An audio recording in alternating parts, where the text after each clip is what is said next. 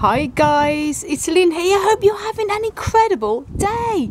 Now welcome to the end of September Cacti and Succulent Polytunnel collection.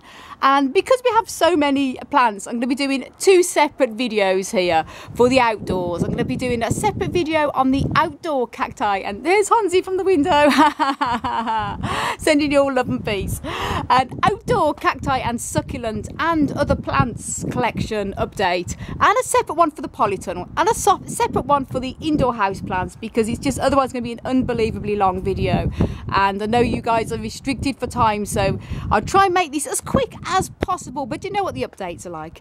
So first of all, we have the two big euphorbias, triangularis. Lots of new growth on this gorgeous big beauty there, and we're having a lovely day today, which is good to see. This is our Euphorbia tiracali. These are like two big, almost like two big plant equivalents to what you'd see of these big stone lions outside houses. They sort of protect the plants in the polytunnel. Now here we go, and where do I start, this side or this side? I think I'll start this side today. Now first of all, we have in our polytunnel is a collection of mostly cacti and succulents, as a lot of you may know who follow me, but we also have a few house plants, and as you can see, tomatoes. But I'm going to talk about mostly the cacti and succulents and the house plants before I tell you about the tomatoes. First of all, here we have this beautiful plant here of Honza's here. It's a Coleus, I think, I'm not quite sure, but I've completely forgotten the correct name of it, but it is an absolutely beautiful flower here. Look at that. That is doing really well. And here we have a Clerodendron thombosii, packed with beautiful flowers. Gorgeous, lovely, deep red flowers there with a beautiful, like lovely shell, the sort of shell-shaped white blooms around them. Absolutely beautiful. Look at that. And it goes all the way up to the roof, guys. Really gorgeous. And here we have some Trichoceros pachanoi seedlings that I've been growing for a couple of years now. They're doing very well. And here, selection of different types of plants. Here's Pereschia, Godseffiana, and this one is the one that we have been growing for Josh, for the Grow It for Josh project, and it is absolutely flourishing, doing very well here. These are some Mammillaria spinosima seedlings that I grew from seed back in, well, it was only last year actually. That was in May, I think, May last year, and they're doing very well. And here we have a string of pearls plant. And then we have a big mother of thousands, Calanchode gremontiana. Here are some little plants here. These are all what we've been sort of propagating. These are going to be gifted to people here, and other people who come and visit us. So now here we have a selection of different Lophophoras, all growing here. And here at the back we have Pereschia, Godseffianas, the big mother plants too here, and lots of selection of different Lophophoras who are all doing well. Some need to be repotted.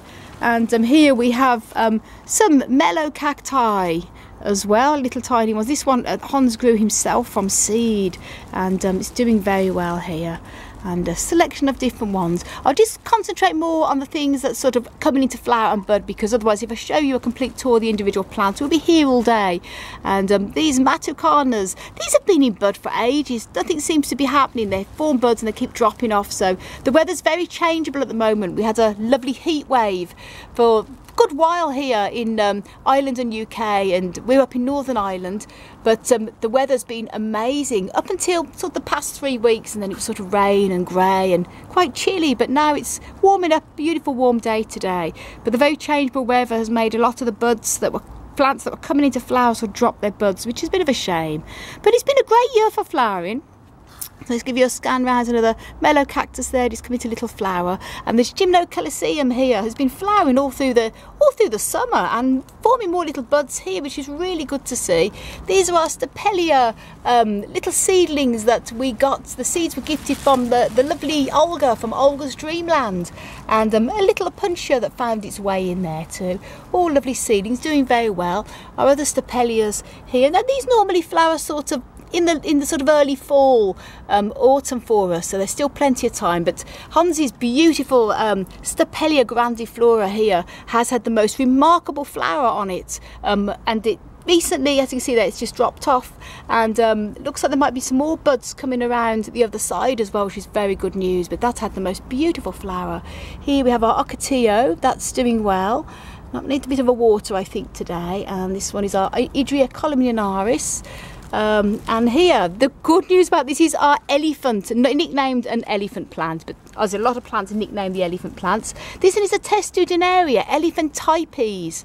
And the reason why it's nicknamed the elephant plant, or the elephant's foot plant, is because its big cordiciform resembles the bark, a bit of a barky sort of look of a elephant's foot or woody tree, and every year it forms a vine and it grows all the way up to the top, and then it dies back and we cut it back and it's starting to form a vine again. This is one that is a sort of early autumn, fall, sort of winter grower as well. So this one is one that's going to be sort of kept watered throughout the winter while it's growing. So it's good to see it coming back again. So new growth on that, and that was last year's growth that dies back. So that's doing very well.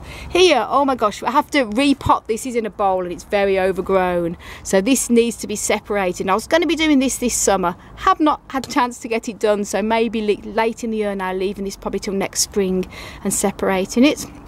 Here we have a lovely cactus here, starting to form a little tiny bud on it there. We're not quite sure what this is. It's one of our new additions, but we think it's possibly a type of Pharaoh cactus by its hooky spines, or maybe a Tello cactus. We're not quite sure. We've been trying to ID it with no luck. So if any of you know, it's one of the ones with the big hooky spines on there. It's not one that we're familiar with, but it's a lovely healthy plant. And here we have a Mammillaria Spinosia Umpico that is being in flower, and this is the last remains of the flowers there. And this one is our lovely, I was nicknaming it the teddy bear plant. It is gorgeous. Mammillaria, the name of that Mammillaria Carmenaria, because the caramel coloured sort of lovely areole, the spines. It's one of the lovely soft teddy bear ones you just want to stroke. And this one here is a Mammillaria, or Bacchus. It's not a Bacchusana. I'm just trying to remember the name of it now. It has lost my memory. If I can remember it, I'll put it across the screen.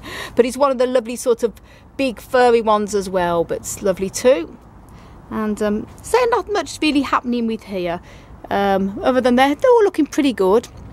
A lot of them are sort of getting ready now for their winter rest, so we've been carefully with the watering in here, because with the winter I hate to think it, the fall and winter just around the corner, these plants, all the desert types here, are going to be kept completely dry over the winter, and the drier they are, the more likely they are to withstand cooler temperatures. Just praying we don't have a winter like last year, guys. It was awful.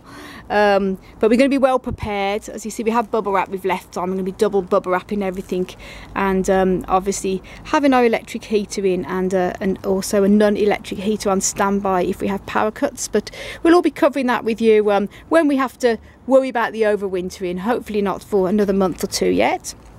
And this is our Raybutia Perplexa, which usually has beautiful pink flowers on. Never flowered for me this year or last year, but sometimes it can have a couple of years rest, and then it's going to come into bloom again, I think. This one here is a Parodia, lovely too, and a selection of everything all across here.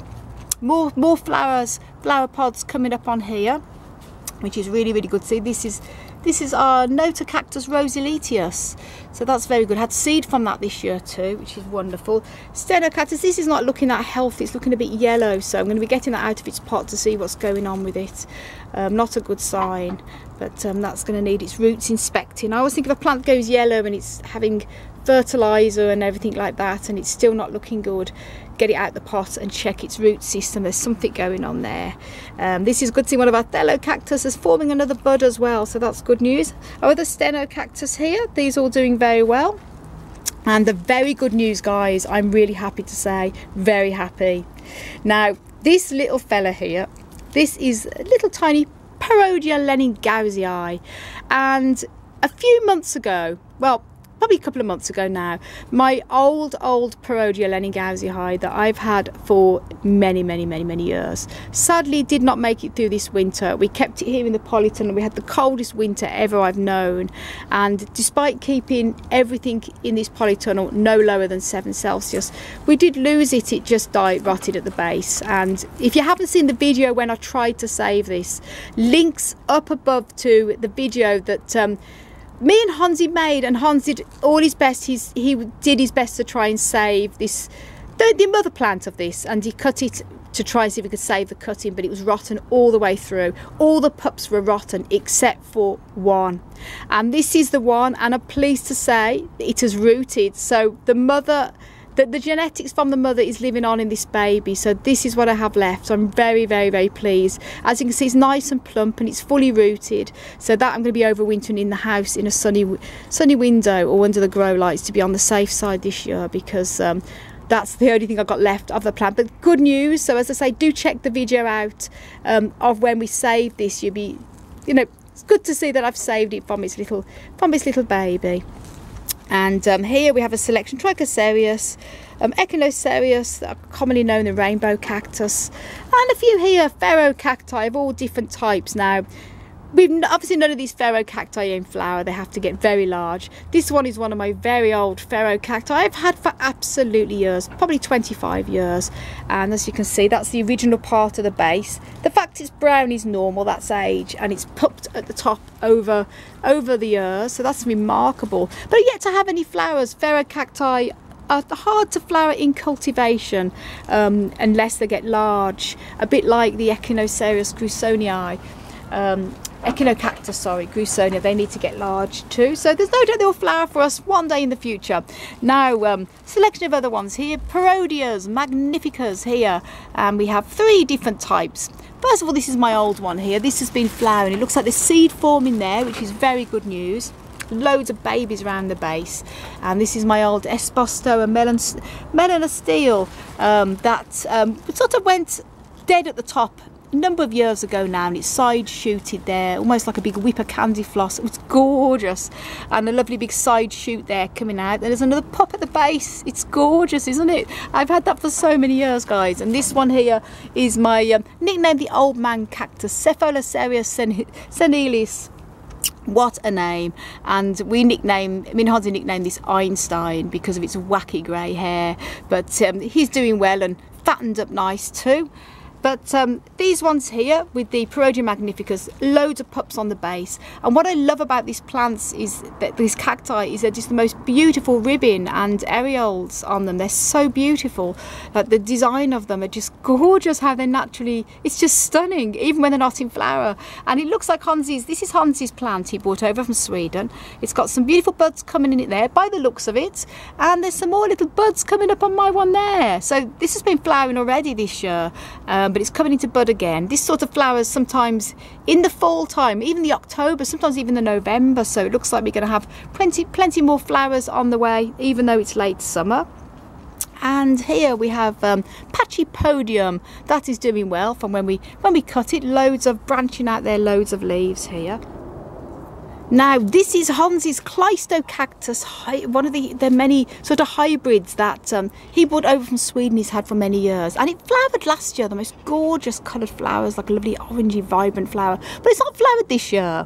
But it looks healthy enough, lots of new growth on it there. We thought that was a flower bud that was left from last year, but this is very special, so we may bring this into the house to overwinter because we're not quite sure of how hardy this one is. We overwintered it indoors last year just to be on the safe side. And here we have more Echinocactus here, Grusonii, the big guy here. I've had for years. Here's another lovely big Pharaoh Cactus there, and these are the Astrophytums. That's got more buds on it. As you can see, the flower there from last time, more buds coming on it. And by the way, guys, if you want to know why that is brown at the bottom. It's not rotting. That's a normal, especially with Astrophytum cacti. They form a big dark coloration sometimes at their base when they get mature. So that's normal. So don't ever worry if that happens to your plants. A good way to know if it's rot or not is obviously to touch it, and it should be pretty firm, and that's normal. If it's soft and squodgy or strange smell, it's rot. And usually with rot, it goes pretty quick. So you would know, as in this case, that's normal. Just natural corkiness from what old plants do. And if you have brown on the bottom of your cactus plants you've had for a long time, to show you, like that there's another example, not the prettiest side, but it's perfectly healthy. It's not rot, it's just part of its natural aging. Here as well, I mean, look at that, it's very ugly, isn't it? But that's normal. And if you want to know a bit more about that, if that happens to your cactus, or you're not sure if it's rotting or it's just natural, links also up above. Sorry about all these links, guys, but hopefully it will help you guys out. Links up above to a video I made on cactus natural corkiness on cacti and what it looks like, because a lot of time people will panic, including me many years ago when I first got into cacti. When I was a child now, I thought my plants were all rotting when I used to see that brown at the bottom like that, but it's just natural corkiness. So don't worry, guys, and please do check that video out up above on that natural corkiness and what it looks like. So not to panic if that happens, so you know what it is. An example there of corkiness as well, normal, and also there. And I think it adds character to the cactus. It's part of its character. Like us all, we all have our warts and wrinkles and spots and scars. So nothing's perfect, see there. Now the good news is these are Honza's well, these two are mine here. These are Honza's Echinopsis cacti, subdenudatus. We have two of these ones are mine. These are Honza's here with 4 different ones, and also with the little one there, all subdenudatus. But as you can see, they all look very different. And the good news is they have seed pods.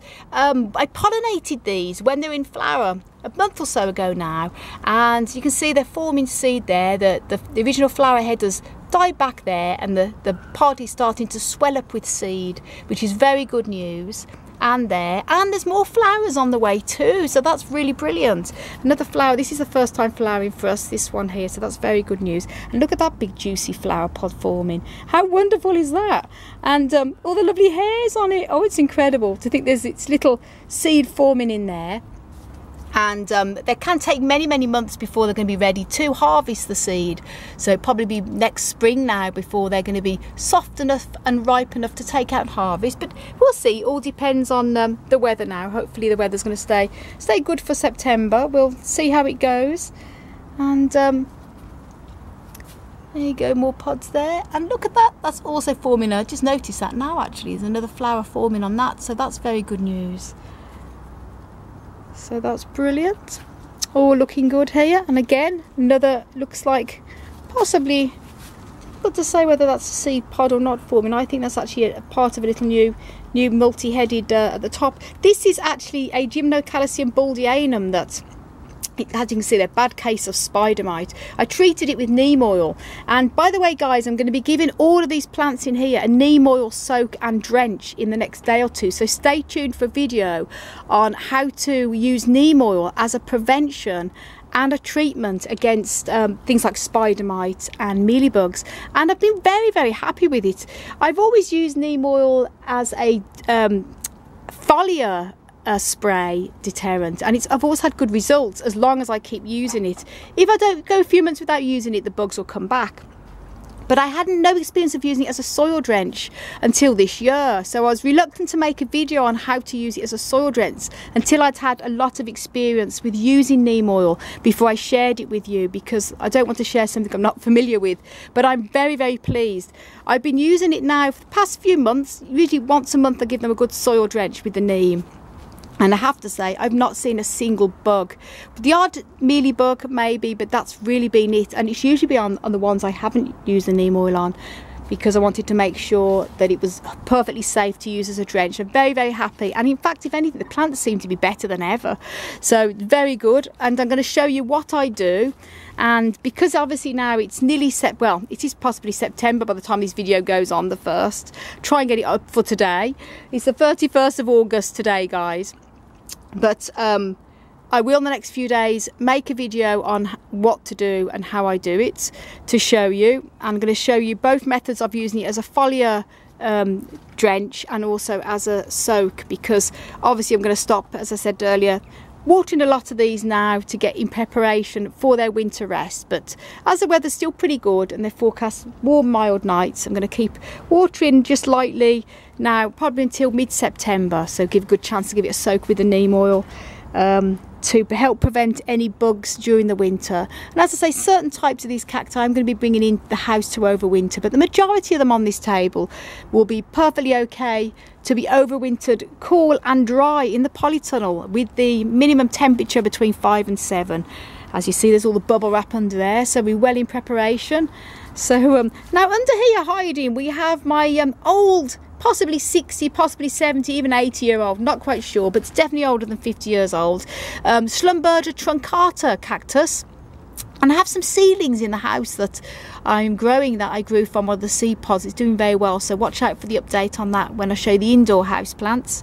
And this is doing very, very well. I repotted it and got it under the table because it went a bit red with too much sun, especially when it was outside. So that's greening up a treat and loads of new growth there. So it's going to be good to see hopefully loads of blooms around the Christmas time.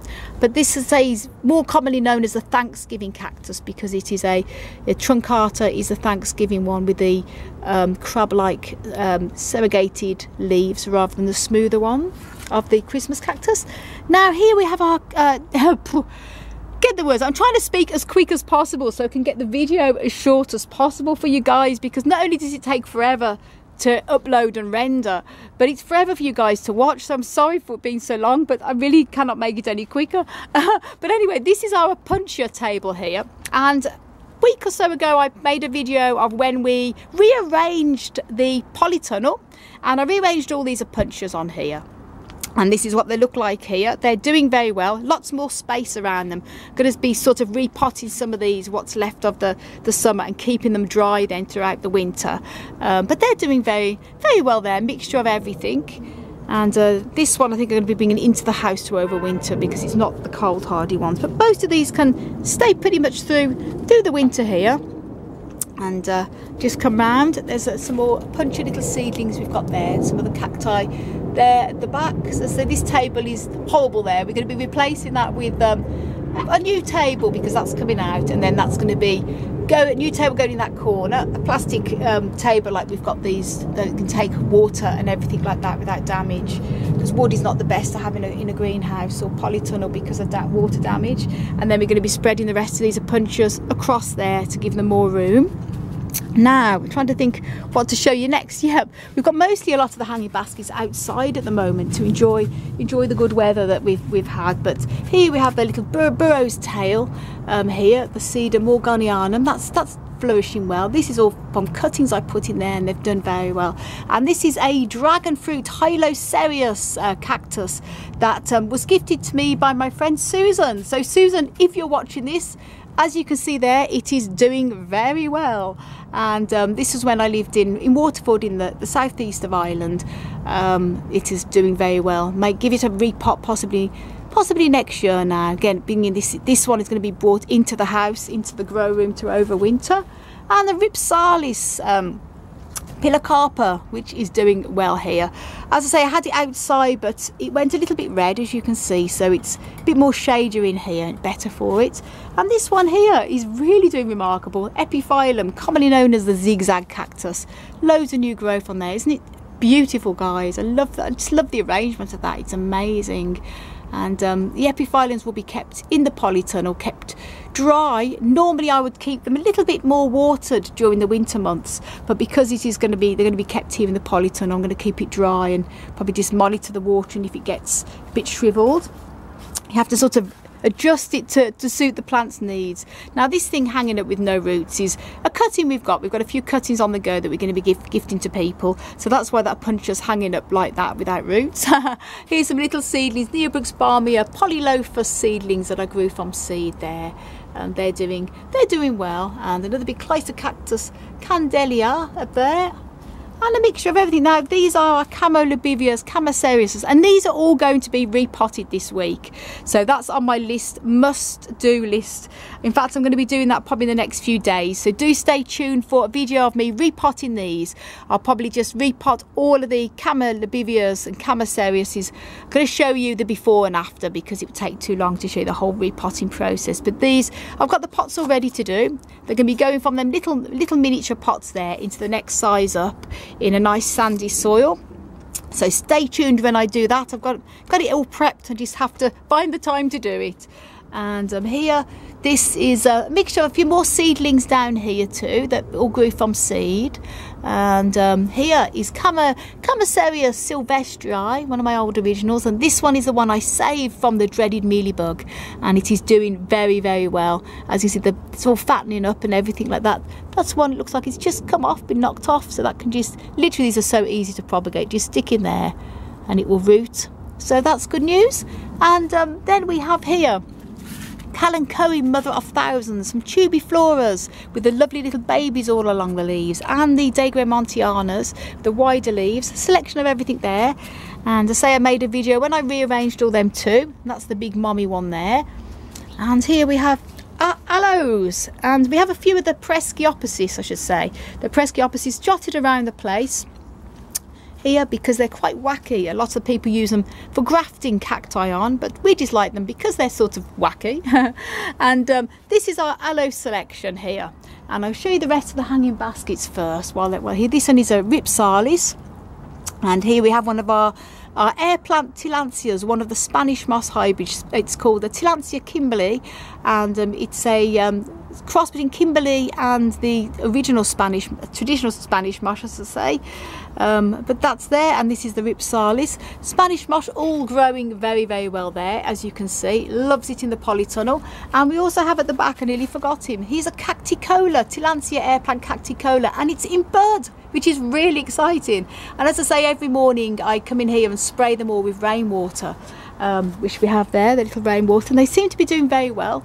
The Spanish moss fattening up nicely too.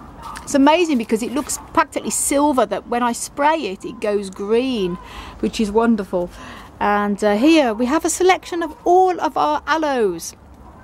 And some I grew from seed, well, me and Honza grew from seed, but there's way too many. It's looking a bit like a jungle, but the good news is when we bring some of the plants into overwinter indoors, we're probably going to have a lot more space, so a lot of these aloes can be spread across and you'll be able to get a better view of them all and can give them a bit more space. Yes, we do need a bigger greenhouse, and yes, we are going to have to move house probably in the next year or two. So on our list is our dream greenhouse that me and Honza are going to be saving up for, because we need a bigger greenhouse and we need to move somewhere where we've got a garden that's going to be big enough to have the greenhouse, and a landlord that doesn't mind us having a greenhouse, obviously, because we rent. So that's on our wish list. So keep updated on that for the future. But for now, we're very, very, very, very lucky to have this amazing polytunnel, and also a landlord that doesn't mind a big polytunnel in the garden. And here we have Aloe Vera. This is Honza's beautiful big aloe there. Isn't it a beauty, guys? It is incredible. And there are lovely little Americana agave. And here this euphorbia as well. There seems to be no sign of any growth on it this year. A bit concerned about it. I'm going to keep an eye how it goes. I might take some cuttings of it to see. I've had this for a long time, so take some cuttings to be on the safe side. I really don't know. I've checked over its roots and everything looks good with it. It's probably just taking a bit of a rest.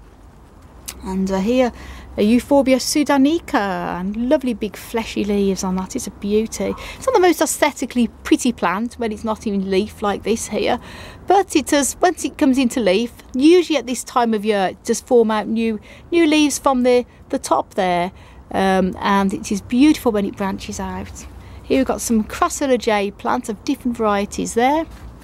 Underneath we have some Tradescantias that we will propagate in there we've propagated from seeds, so they're doing very well there. And here to show you all the aloes, and it's really good news to see seed pods on the aloes. Here, look at that, wonderful, wonderful. So there's gonna be a lot more seed sowing and harvesting there. That's cracking open with the seed inside. That is an aloe. That's an Aloe Aristata there. So very similar to this one as well. That's an Aristata. So with plenty of seed there, and it's wonderful to see it cracking open. What I will do when that's completely ready, that's ready to harvest, so that's going to be another harvesting video in the next few days, so stay tuned for that. Little flowers there on the Haworthia, isn't that pretty?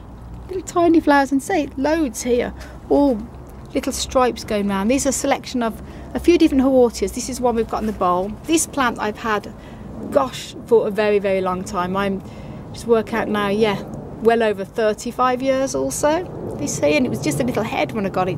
Same size. This is actually from that plant, but it was that size when I got it, and look at it now. And bear in mind, I've given loads and loads of rosettes away to friends and family as gifts. So the fact that this would be the size of this if I hadn't, and this was actually a baby from this that actually was growing on the actual flower stalk. It's rare, but it does happen. Usually the flowers just die off after, but sometimes you'll get a little baby Haworthia growing on the end of a flower stem stalk, and this has only ever happened to me once with this plant, and this was the baby it happened to. But somebody contacted me the other day to say that was actually happening with their plant, and said, how come there's a baby growing on, almost like how you'd see chlorophytum spider plant. I said, yes, it does happen, but it doesn't happen very often, so it's great that you've got a little baby growing on the end. So you know, if you have your Haworthias in flower, keep a close eye on it. You might find you've got a little tiny plantlet growing on the end.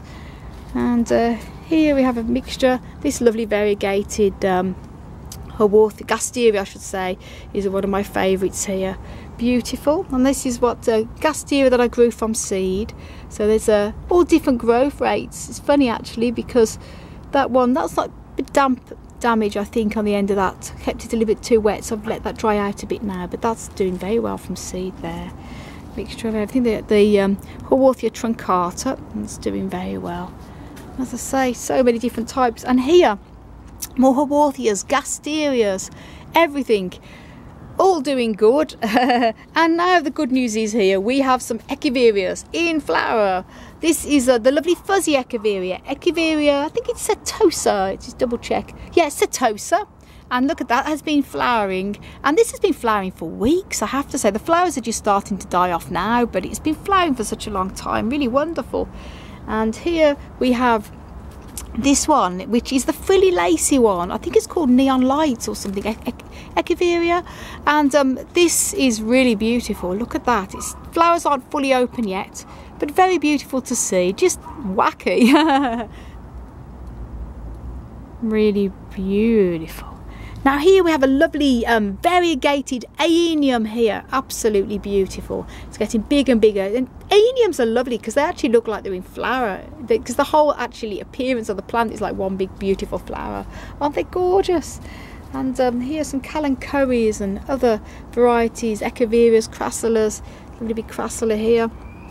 And selected, as I say, the succulent table is not looking the best. It's looking very, very overgrown because we need a bit more space to spread everything out. Now a lot of these plants on here are the Epiphyllums and Hylocereus and Seleniceriuses, and the Selenicerius and the Hylocereus are going to be coming into the house to overwinter. We've got some other Heliocereus here as well, and some Epiphyllums that aren't as cold hardy as other ones, so they're going to be being brought into the house. So this table is going to be empty, so then it's going to give us a lot more room to spread the succulents over, so give us a lot more room there.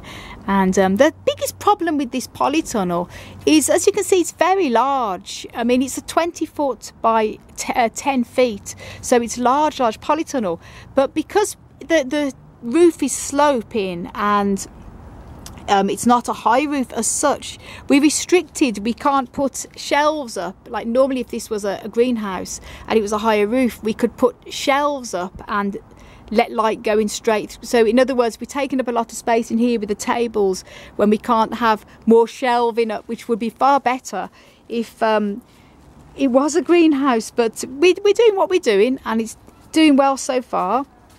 And as I say, these are all the Hylocereus varieties, Seleniceriuses, and some Epiphyllums, a mixture of all the epiphytic cacti here. This one is a lovely big Ripsalis, and I love it. I love the colour of it. And so far so good here. Now this one is quite unusual. I just remember the name. This is a Cissus quadriangularis, and it's a succulent. And although it looks a bit like a hyloceus, it's not. It's a rather unusual succulent that has beautiful little leaves as well, and it's really put on a lot of growth this year, which is lovely to see. But that obviously is going to be overwintered inside the house because it's not cold hardy at all. Small Presbyopsis there, as I say, some of the Apuntia seedlings, and then nearly finished, guys. Now then, guys, here we have a Pachyserius pringlei, and it is huge. I don't know whether it will show you the height of it with me, but as you can see, it is actually taller than me, and I've got my hat on, so it is huge. And I've had this for many years. It's quite a fast grower though, and as I say, I won't be giving that any more water now because it's in a large pot, so it's going to have a chance to dry out for the winter. This one is one with just drying out the cuttings here.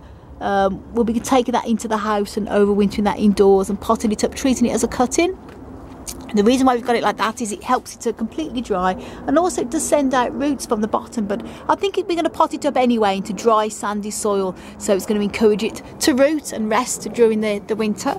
And here we have Honza's massive Trichoserius cactus that he has grown from seed 44 years ago, and believe it or not, guys, it would actually be 4 times that size, but because Honza's moved house when he lived in Sweden many times, he's had to cut it back to bring the top part with him and leave the bottom part behind or give away. But I'm just trying to show you any idea of the height. I don't know whether it's going to really work, but if you can see that, guys, it's probably about 8 feet high. It is huge, and it is actually nearly touching the ceiling, and that is too tall even for the house, and we don't want to cut it again, so that obviously is going to need a bigger, taller greenhouse too. And another cutting there. So that's pretty much it. And then I'm going to finish off in this polytunnel with these humongous jungle-like but amazing tomato plants. Now these here is what the Honza grew from seed, and it's good to see little tomatoes forming, so it's wonderful. And we made use of the polytunnel because it is a large polytunnel, and there's a lot of space wasted on the floor as such, as you can see. Now in the winter we're going to be using the floor here to overwinter. Just showed briefly out there all the plants out there. A lot of the Cereusy type ones will be coming in here, but while they're out enjoying the sun in the summer months, it gives us the room to grow other things. So we've been growing some tomatoes, and Honza's been looking after them. He's been doing very well, I have to say. So that's what they look like now. So we're going to have plenty of tomatoes, all organic and grown from seed, which is very exciting.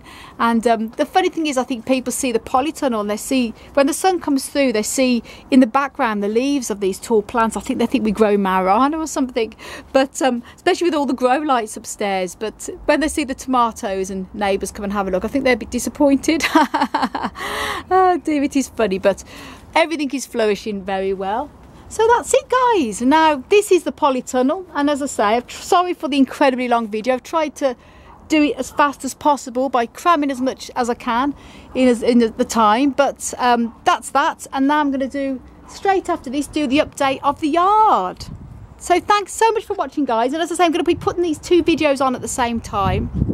So do watch the yard video and then watch our indoor houseplant video afterwards. Thanks so much for all your incredible support and your amazing likes and your comments, guys. I can't thank you enough, and it really means the world to me. I want to send you loads of love, heaps of happiness, and tons of plant power, as always, from the Emerald Isle. And until the next video.